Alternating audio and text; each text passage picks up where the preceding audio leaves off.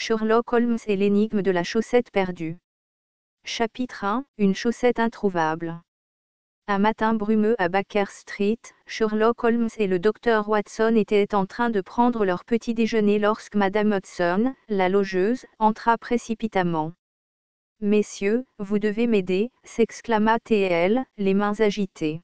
« J'ai perdu l'une de mes chaussettes. » Sherlock Holmes, les sourcils froncés d'intérêt, se tourna vers elle. « Madame Hudson, si je comprends bien, vous êtes venue me chercher pour résoudre le mystère de la chaussette perdue. » Madame Hudson hocha la tête avec empressement. « Oui, monsieur Holmes, je ne peux tout simplement pas la retrouver. C'était une chaussette en laine d'alpaga très précieuse. » Chapitre 2, les indices bizarres. Holmes et Watson se rendirent dans la chambre de Madame Hudson. Sherlock observa la pièce avec un sérieux intense, comme s'il scrutait les secrets les plus profonds de l'univers. Il remarqua d'abord un tableau de Napoléon accroché au mur. « Curieux choix de décoration, murmura-t-il. Watson, sceptique, demanda, « Mais enfin, Holmes, que peut bien avoir à voir ce tableau avec la chaussette perdue ?» Holmes leva un doigt d'un air triomphant. « Élémentaire, mon cher Watson. Napoléon était connu pour sa grande taille. Or, une chaussette en laine d'alpaga est particulièrement grande. Le tableau est le premier indice. » Chapitre 3, la poursuite.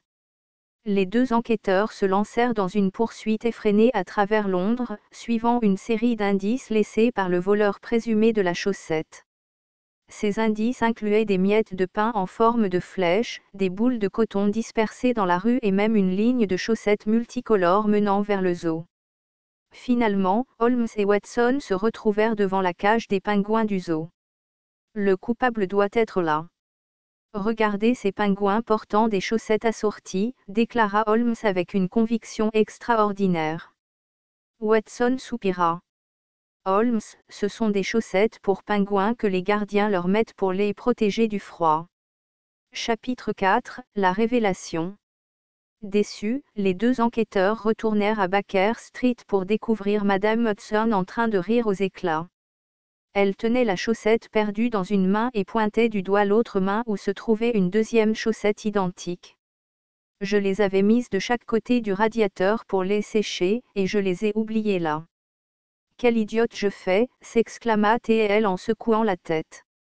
Holmes et Watson échangèrent un regard consterné, puis se mirent eux aussi à rire devant la situation absurde.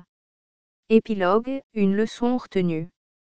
Alors que l'histoire de la chaussette perdue prenait fin, Holmes réfléchit profondément. Watson, même les esprits les plus brillants peuvent être égarés parfois, mais cette histoire nous rappelle que la simplicité peut souvent être la clé pour résoudre les énigmes les plus complexes. Watson hocha la tête, toujours un peu confus par tout ce qu'il avait traversé. « Oui, Holmes, mais je ne pense pas que je pourrai jamais regarder un pingouin de la même manière. » Et ainsi se termina l'histoire de Sherlock Holmes et l'énigme de la chaussette perdue.